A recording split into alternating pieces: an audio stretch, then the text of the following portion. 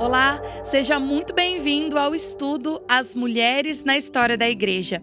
Eu me chamo Ana Nery e estarei ministrando essa série de 4 vídeos sobre 4 mulheres incríveis que marcaram a história da salvação. Por muitas vezes, a história da salvação teve como marca o nome de grandes homens. Como não se lembrar de Abraão, Davi, de Isaac, os profetas, de Pedro e Paulo e de grandes homens que contribuíram para que a gente pudesse ter a igreja da forma como nós temos hoje.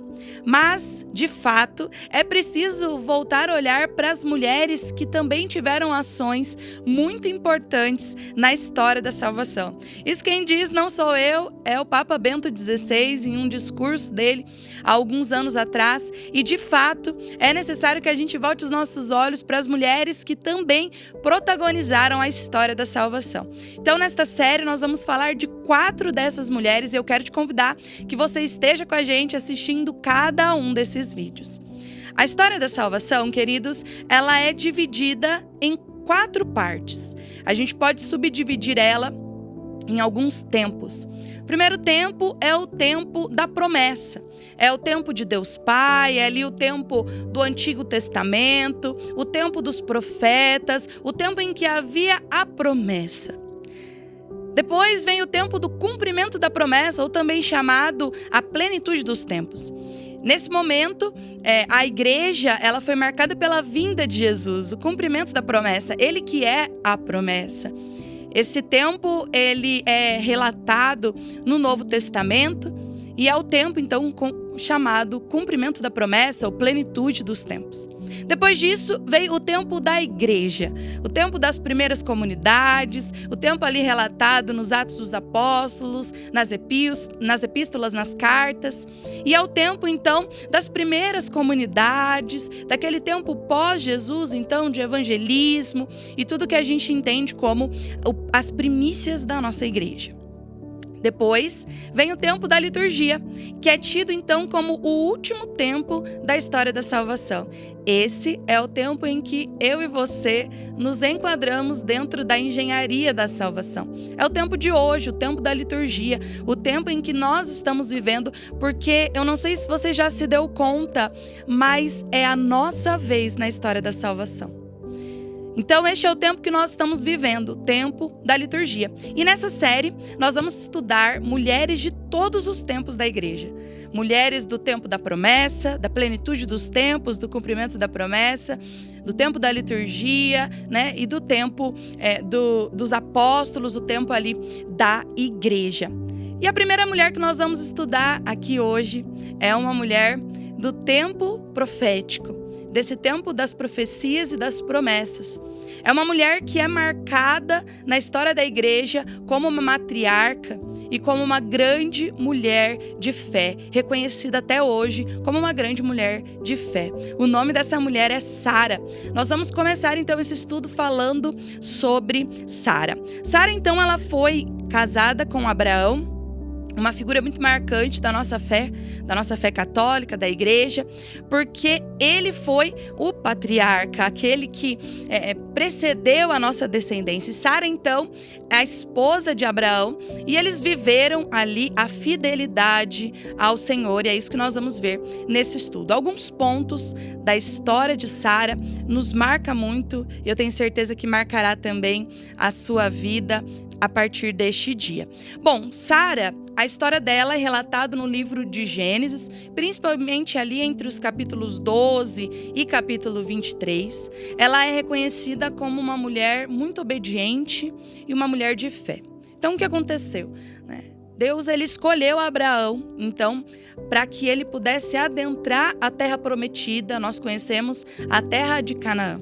E quando Deus ele faz esse chamado a Abraão, ele fala para ele se retirar da terra onde ele vivia, da terra de Ur, e ir então em peregrinação até a terra de Canaã. Queridos, não é simples, né? Imagine você ter que fazer uma mudança de cidade. Já é difícil, a gente já deixa muitas coisas para trás, família, laços, conhecer uma terra nova, desconhecida. Agora eu quero que você imagine essa circunstância naquela época. Eu estou falando de uma mudança não simplesmente de cidade, de região, deixando família e tantas outras coisas para trás, mas a circunstância em que Deus colocou aquele casal era uma circunstância de deixar uma cidade totalmente planejada, já edificada. Ur, na época, era uma cidade muito reconhecida, com diversas estruturas para você poder bem viver. E Deus chama então Abraão e Sara para viver de forma peregrina. Eles viveram de tenda em tenda até chegar à terra prometida, a terra de Canaã. Mas o interessante dessa história, meus queridos, é que em nenhum momento Sara titubeou. Em nenhum momento ela olhou para o seu marido e disse: não vamos ficar aqui já está confortável. Muito pelo contrário, a palavra de Deus ela é muito clara em dizer, quando Deus faz esse chamamento para Abraão e consequentemente para sua esposa Sara, eles imediatamente saem rumo à terra prometida. E aqui é um primeiro ponto que eu gostaria que ficasse muito marcado no teu coração, porque marcou a minha vida. Sabe, meus irmãos, quando nós falamos de obediência ao chamado do Senhor, a obediência que Ele espera de nós é uma obediência imediata. Na verdade, quando nós analisamos a obediência, não existe obediência se não for imediata. Eu vou te dar um exemplo. Vamos dizer que uma mãe pede para um filho ir ali na esquina comprar algo, não é? Aquela mãe fala: filho, vai ali na esquina comprar um pão para nós tomarmos café. Se aquele filho ele não vai naquele momento em que a mãe pediu para ele, de fato ele já está desobedecendo a sua mãe. Você concorda comigo? Porque a obediência ela só existe se for imediata. No momento em que a mãe pede, aquele filho se levanta, vai lá e cumpre. Aí sim, ele está obedecendo o pedido daquela mãe. Se não for assim, não há obediência. Eu quero dizer para você, meus irmãos, que obediência gera vitórias na nossa vida. Grava isso no teu coração. Eu não sei o que Deus tem pedido para você enquanto mulher. Eu não sei o que Deus tem pedido para tua família. Eu não sei há quanto tempo Deus tem te chamado para algo novo. Talvez para deixar coisas velhas para trás, para fazer algumas mudanças na tua vida de família, na tua vida de mulher, talvez na tua vida profissional, na tua vida pessoal, nos teus relacionamentos, na tua afetividade. Eu não sei ao que Deus tem te chamado. Eu sei que Deus chamou Sara e Abraão para uma mudança de vida, e aquela mulher teve obediência imediata para com aquele Deus. Com certeza ela ficou preocupada, porque mulher é assim, não é mesmo? Se preocupa sobre o que vai comer, aonde vai dormir, como vão ser as coisas. Mas naquele momento não houve questionamentos, não houve dúvidas, porque eles agiram como uma obediência imediata para com o Senhor. Qual tem sido a tua obediência aos planos de Deus para a tua vida? E um outro ponto que é muito importante aqui, nesse momento da vida de Sara, é a fé expectante que ela tem. Meus queridos, Sara não tinha ideia do que é que estava esperando ela. Ela não sabia o que estava por acontecer, mas a partir do momento em que Deus a chamou, ela disse sim. E ela teve uma fé expectante, ou seja, uma fé que espera no Senhor. Olha, eu não sei o que eu vou fazer, o que vai acontecer comigo, mas eu sei que aquele que está me chamando é o Deus do impossível, por isso eu vou. Essa é a fé que nós mulheres precisamos ter. A fé de Sara, uma fé expectante, uma obediência imediata. A partir do momento em que o Senhor nos chamou, a partir do momento em que Ele fala: renuncia a isso, porque eu tenho isso para você. Vá sem medo, porque eu creio no Deus que traça planos e sonhos impossíveis, inacreditáveis. Ele quer a vitória para a nossa vida, porque Deus é um Deus de vitória, e a vitória ela é precedida pela obediência. Então esse é um primeiro ponto da história de Abraão e Sara que precisa ficar gravado nos nossos corações. Então eles saem da cidade de Ur dos Caldeus e eles vão até a terra de Canaã. Eles passam ali pela região de Arã. E quando eles vão se aproximando do Egito, vai falar a palavra que Sara era uma mulher muito bonita, fisicamente bonita. E Abraão, então, ele tem receio de que homens matem-o, retire em sua vida para poder ficar com sua esposa Sara. Então eles decidem tramar um plano. Olha só o que eles fazem. Eles decidem falar que eles são, na verdade, irmãos, para que não tenha nenhum receio, nenhum perigo da vida de Abraão ser ceifada ou algo acontecer com ele por conta da beleza de Sara. Mas olha o que acontece, queridos. Quando eles chegam ali no Egito, o faraó fica sabendo da presença de Sara e de quanto ela era bela, e ele chama Sara para então adentrar o seu harém. E quando Sara chega ali no harém do faraó, Deus fala com aquele faraó, dizendo que Abraão, na verdade, é esposo de Sara. Aquele faraó não toca em Sara, mas os expulsa daquela terra. Chegando também em Gerar, Abimeleque, acontece a mesma coisa. Ele era o rei de Gerar e ele fica sabendo então da presença de Sara, da beleza daquela mulher. Ele chama a Sara para então ficar com ele, ali ser a sua mulher. E Deus novamente fala com aquele rei, falando que Sara era, na verdade, esposa de Abraão. Eu quero dizer para você que a beleza física de Sara chamava muito a atenção daqueles homens, grandes homens, das pessoas que ali viram, mas muito mais importante para o Senhor era aquilo que estava dentro de Sara, era a sua beleza interior. Era aquilo que Abraão conhecia, que Deus conhecia, que talvez aqueles homens ainda não tinham conhecido, mas Deus sabia quantas virtudes havia ali dentro da vida de Sara. Por que eu estou tocando nesse assunto? Eu estou dando ênfase nesse assunto porque é normal para nós, mulheres dos nossos dias atuais, querermos sempre estar belas aparentemente. Isso é normal, é formidável, não tem problema algum. Mas, minhas irmãs, aquilo que a gente precisa desejar é ter um coração, um interior agradável aos olhos do Senhor. Eu quero te dizer mais, olha o carinho de Deus para com Sara. Deus, ele sabia, óbvio, que Sara era casada com Abraão, mas ele sabia das virtudes de Sara. Naquele momento em que ele fala com aqueles grandes homens, com aquele faraó, com aquele rei, ele livra Sara de ter as suas virtudes, né? De ter ali a sua integridade, até mesmo sexual. Ele deixa com que tudo isso seja preservado. Ele livra Sara de que algum mal acontecesse, que ela não fosse mais digna. A gente sabe como era a realidade da época. Então eu quero dizer para você que assim como Sara teve, eu e você temos um Deus de cuidado, um Deus de zelo, um Deus que olha para a minha vida afetiva e sexual, um Deus que olha para a tua vida afetiva, para os teus relacionamentos, para os teus sonhos, para o teu futuro, para aquilo que você ainda deseja, para aquilo que você tem passado hoje. Eu e você, querida, nós temos um Deus que se importa com os detalhes da nossa vida. Olha o que Deus fez para preservar Sara. Eu tenho certeza que muito Ele está fazendo na tua vida, porque eu sei que muito Ele fez e está fazendo na minha vida enquanto mulher, na minha intimidade, na minha afetividade, na minha sexualidade, no meu ser mulher, na minha integridade de mulher. Deus é um Deus de cuidado. O que me vem no coração agora é que talvez você que está me assistindo teve más experiências com a figura masculina e você olha Deus como uma figura masculina. Eu quero dizer para você que em nome de Jesus isso seja quebrado agora, porque Deus, Ele é um pai amoroso, zeloso, cuidadoso. Talvez nunca ninguém cuidou de você sem nenhuma pretensão, mas eu quero dizer para você que Deus está cuidando de você desde que você era muito pequena até os seus dias atuais. Isso porque a única pretensão que Ele tem com a tua vida, minha irmã, é que você seja salva, que você seja feliz, que a vitória atinja a tua vida, assim como atingiu a vida de Sara. Então esse é um segundo ponto, né? A beleza de Sara foi muito cuidada pelo Senhor.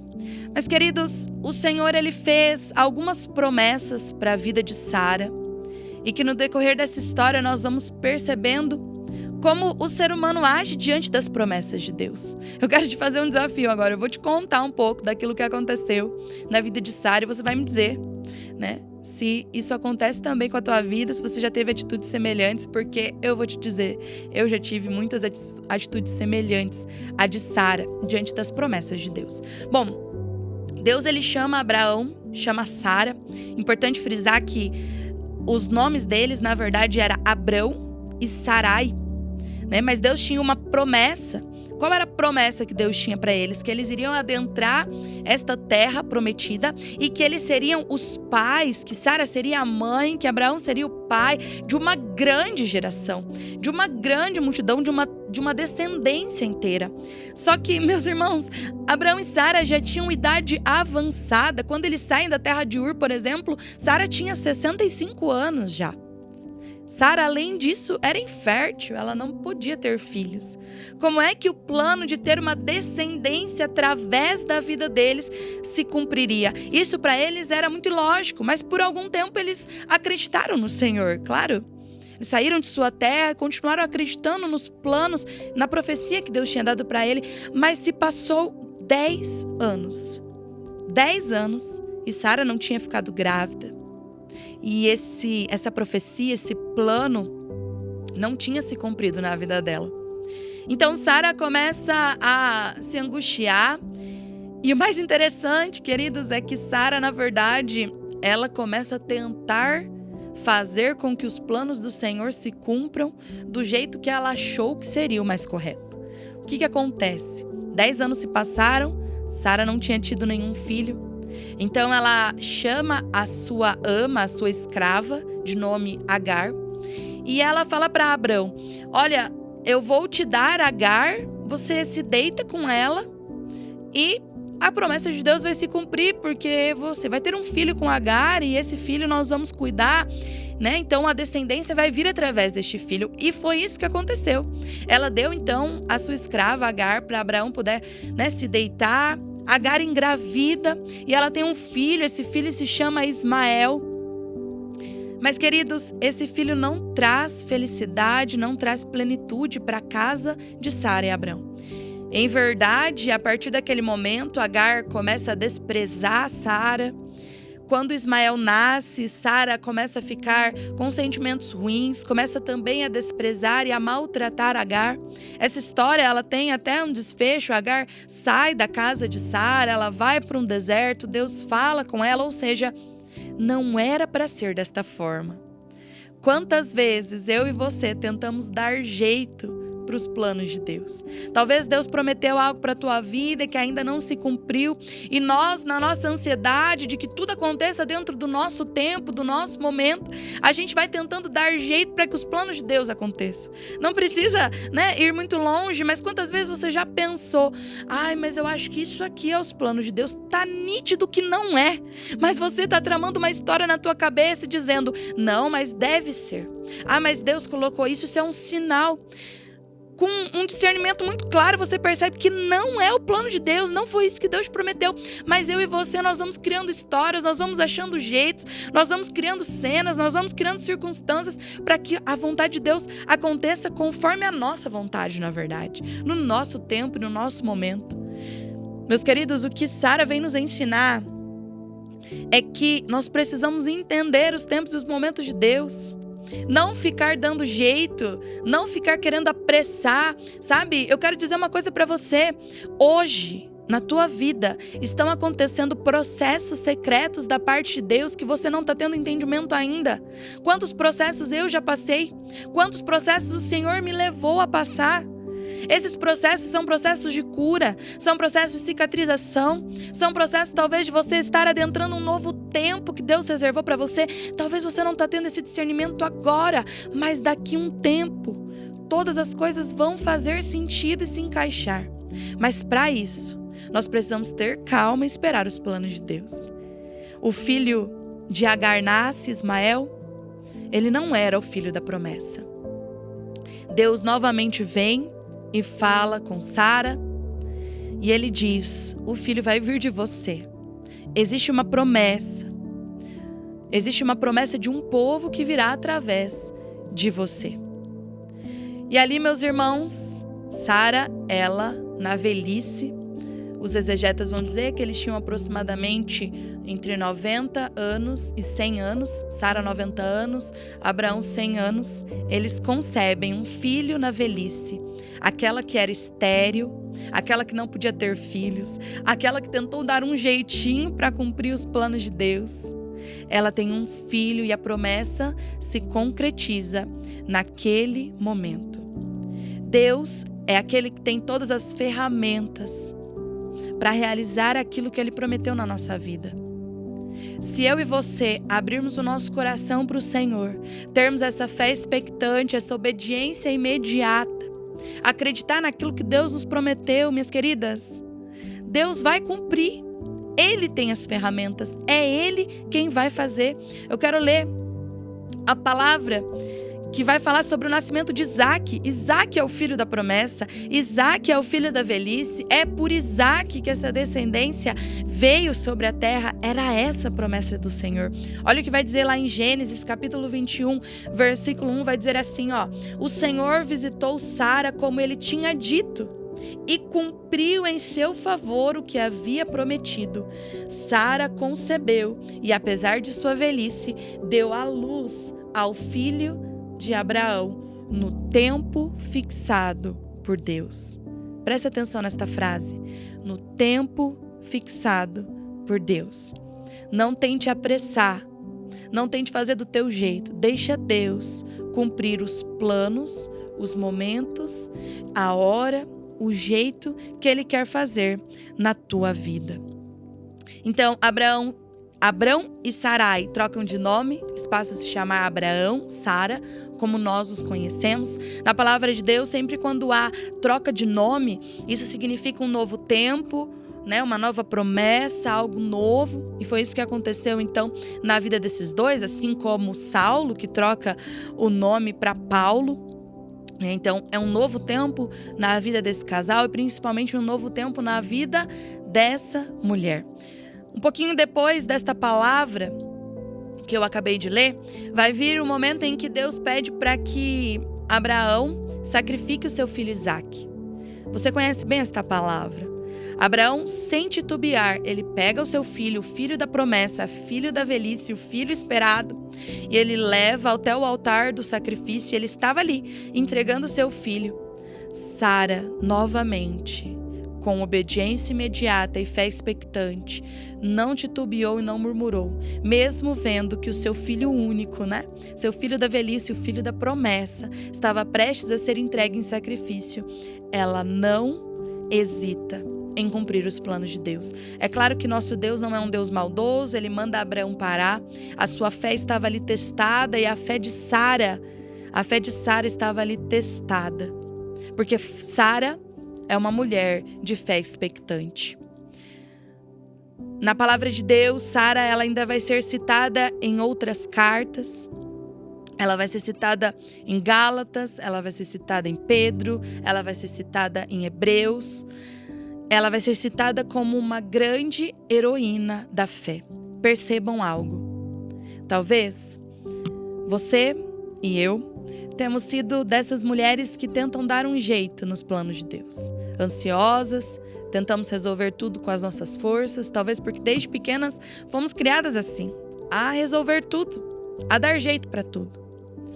Talvez por conta desse teu perfil, algum dia já passou pela tua mente que Deus havia te abandonado e não estava mais a teu favor, que os planos que Ele tinha feito para você, Ele já não tinha mais vontade de cumprir. Eu quero dizer uma coisa, olha para a vida de Sara.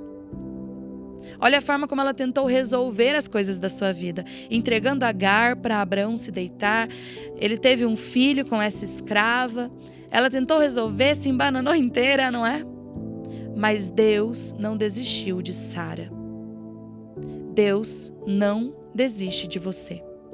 Não importa o que você tem feito, o que passou, o que você fez ou deixou de fazer. Se há uma promessa sobre a tua vida, minha irmã, e eu creio que há, não me importa o que passou, Deus não desistiu de você. Ele não vai desistir de você. Creia, Ele está olhando para a tua vida hoje, pronto para realizar os teus planos no tempo fixado por Deus, como diz a palavra. No tempo fixado por Deus. E aí, quais são as virtudes de Sara que você quer levar para a tua vida hoje? Que Deus te abençoe e fique ligado nos próximos vídeos da nossa série.